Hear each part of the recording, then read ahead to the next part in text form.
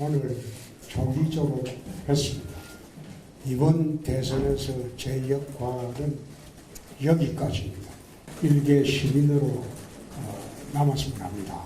더 이상 정치 안 하겠습니다. 하와이 체류하시면서 나라 위해서 뭘 할지 고민하는 시간이었다고 하셨는데 혹시 그럼 차차 말씀드리겠습니다. 혹시 신당 가능성에 대해서 이쪽으로 오세요. 해산을 전제로 복당이나 어떤 아이 역할을 그 검토하시는 쓸데없는 걸까요? 소리 하지 말고.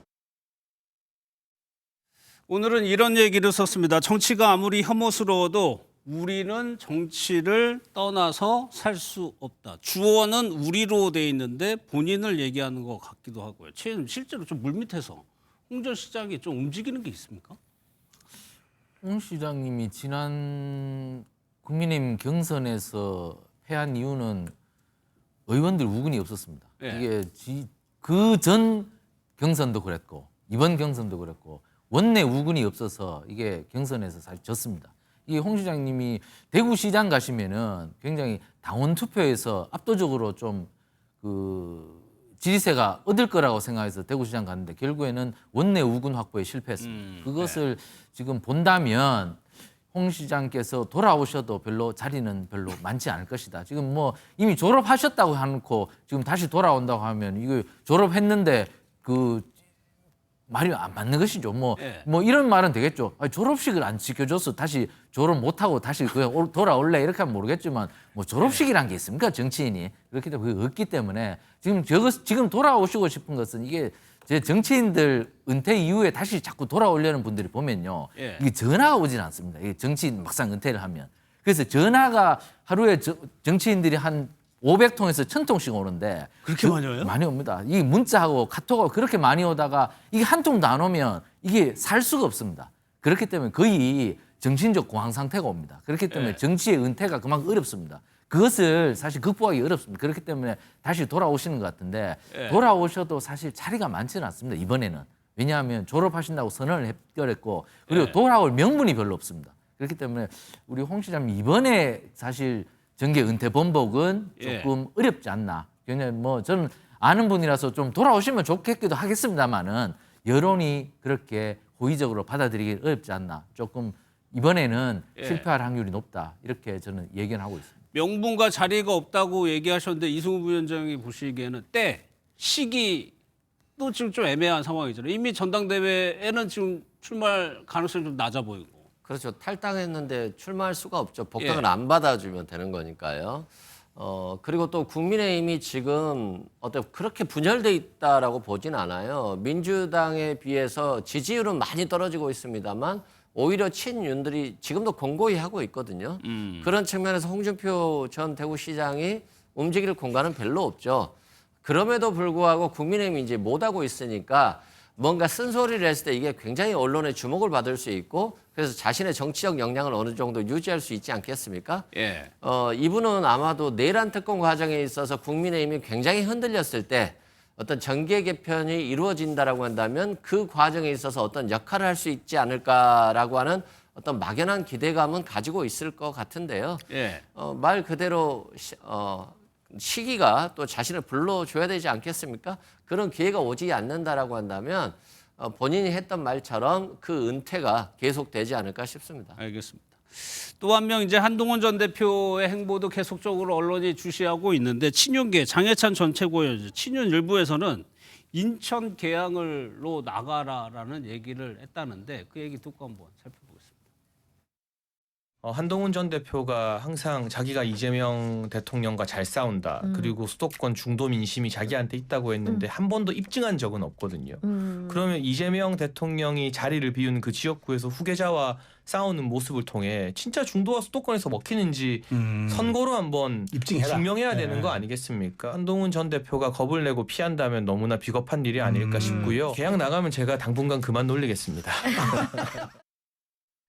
인천 계양을로 출마하라는 얘기인데 뭐 진지하게 따져볼 얘기는 아닌 것 같고 근데 계속적으로 저 얘기를 하더라고요. 몇몇 정치평론가들의 사견인 것 같고요. 저는 뭐 한동훈 전 대표가 이번에 전당대회에 나올 걸로 보입니다. 전대로. 그렇습니다. 왜냐하면 지난번 대선 경선 과정에서도 의미 있는 득표율을 많이 올렸습니다. 그렇기 때문에 이번에도 나오면 굉장히 득표율이 올라갈 가능성이 높다. 그렇기 때문에 개항을보다는 전당대회에 나올 가능성이 높다고 생각합니다. 이미 대진표가 상당 부분 좀 완성이 돼 가는 것 같습니다. 지금 나경원, 어떡해요? 예, 안철수 그렇게 나올 것 같고 그리고 한동훈 그리고 김문수 전 대선 후보 그런 리턴 매치가 벌어질 것 같습니다. 그렇기 때문에 한동훈 전 대표는 전당대회에 나올 가능성이 저는 뭐 거의 뭐 한 7, 80%는 된다. 그렇기 예. 때문에 지금 당원 득표나 그리고 뭐 한 20% 정도 일반 여론조사가 이루어질 가능성이 높은데 예. 그렇기 때문에 일반 여론조사에서도 굉장히 그 득표율이 높기 때문에 한동훈 전 대표가 만약에 전당대회에 나오면 굉장히 유리한 지형에 올라갈 그럴 수 수 있다. 있겠네요. 그렇기 때문에 예. 뭐 개항을은 별로 보지 않을 거라고 생각합니다. 그래서 전당대회에 나올 가능성이 높기 때문에 전당대회에서 한동훈 예. 전 대표의 얼굴을 볼 가능성이 매우 높다. 그러니까 뭐 SNS 나와서 유튜브 저렇게 하신 이유가 왜 나오겠습니까? 할 일 없어서 하지는 않겠죠. 그렇기 때문에 저건 다 의도된 행동이다.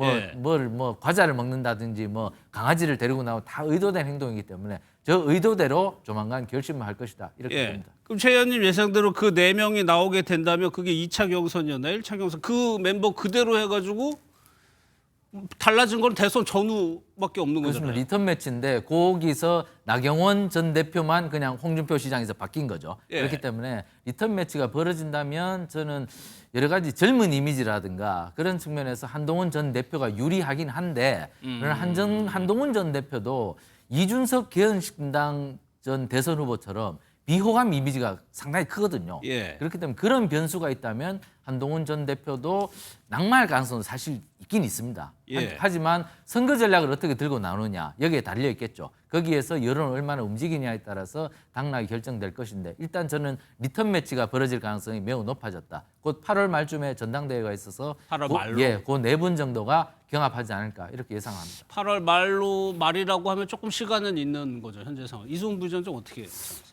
저는 당초 이제 한동훈 전 후보가 당연히 나올 거라고 생각을 했었어요. 네. 일단 본인이 너무 좀 성격이 급하잖아요. 말도 빠르고요. 그렇기 때문에 나올 거라고 봤습니다만 조금 고민을 할 수도 있겠다. 지금 국민의힘이 너무 친윤 정당으로 다시 결속하고 있기 때문에 예. 본인이 당대표를 한다 할지라도 이 친윤 정당을 운영할 수 있는 권력이 있는 것인지 예. 그리고 지방선거에서 또 패배하면 그 책임은 오롯이 져야 되기 때문에 고민은 할 것 같습니다만 이분이 말도 급하지만 행동도 급해요. 그래서 나갈 가능성은 좀 높아 보인다. 그리고 한동훈 전 대표가 그래도 가장 내란을 반대하면서 좀 정상적인 후보처럼 보이는 부분이 있긴 있어요. 예. 그럼에도 불구하고 좀 포용력 부분에 있어서 굉장히 좀 좁아 보였던 모습들을 보였기 때문에 국민의힘의 당대표가 됐을 때 잘 국민의힘을 개혁하고 포용하고 화합할 수 있을까에 예. 대해서 조금 의문이 있어요. 그래서 이러한 의문들은 결국 국민의힘 당원들도 가지고 있을 거란 말입니다.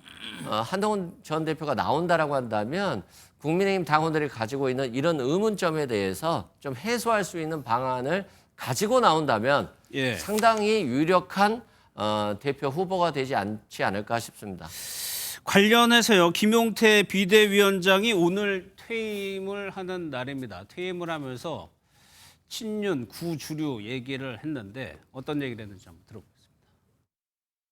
비상대책위원장으로서 전국을 다니면서 들었던 가장 가슴 아팠던 말씀은 국민의힘을 해체하라라는 말씀이었습니다. 이 당에 오랫동안 자리 잡고 있는 깊은 기득권 구조가 있다면 그리고 그 기득권이 당의 몰락을 가져왔으면서도 근본적 변화를 가로막고 있다면 국민의힘에는 더 이상 미래가 없습니다. 국민의힘의 실질적인 혁신 움직임을 점수 흑점으로 한다면 저희 개혁에 대한 점수를 말씀드리면요. 빵점이라고 생각합니다. 김용태 위원장이 여러 가지 개혁 조치를 내놨지만 대부분 실현되지 않았어요. 그 이유는 친윤 구주류의 반발이 있었다는 게 분석입니다. 그런 상황에서 전대회가 치러지게 되는 거거든요. 어떻게 연관관계있어요? 김용태 위원장이 여러 가지 쓴소리를 한 것은 매우 바람직한 현상이라고 생각합니다. 예. 지금 국민의힘이 이렇게 어려운 지경에 빠진 것은 결국에는 대통령만 바라보다가 결국 이렇게 왔고 당내 다원성을 잃어버렸기 때문에 결국 당이 어려운 지경에 처해 있었죠. 그렇기 때문에 김용태 비대위원장이 여러 목소리를 내면서 당의 개혁을 촉구했던 것은 굉장히 평가받을 만하다고 생각합니다. 하지만 유영태 비대위원장도 너무 자기 목소리를 내는 데만 좀 집중하지 않았나. 당내 중진들이나 원로들 그리고 여러 세력들과 좀 물밑에서 의견을 교환하면서 다투는 모습보다는 합의된 목소리를 낼 수가 있었다면 예. 좀 더 나았을 텐데 자기가 목소리를 먼저 내고 나를 따르라. 이 방식 역시 뭐 과거하고 똑같았거든요. 그러니까 합의를 이끌어내지 못했고 결국 분란만 일으켰기 때문에 국민의힘이 달라지기 위해서는 이제 의원들끼리 좀 더 많이 만나야 된다. 예. 만나서 협의를 통해서 수기를 통해서 숙성된 의견을 내놓고 그것을 갖고 국민들께 호소를 한다면 국민들께서도 국민의힘을 지지할 텐데 예. 너무나 자기 목소리만 내는데 익숙해 있어서 지금 여러 가지 파차름이 나는 것 같다. 그런 부분을 좀 고쳐서 여러 가지 협의하고 합의하고 그런 속에서 단합하고 조화된 모습을 보인다면 국민의힘이 새로운 지지를 얻는 데 도움이 될 거라고 생각합니다. 알겠습니다.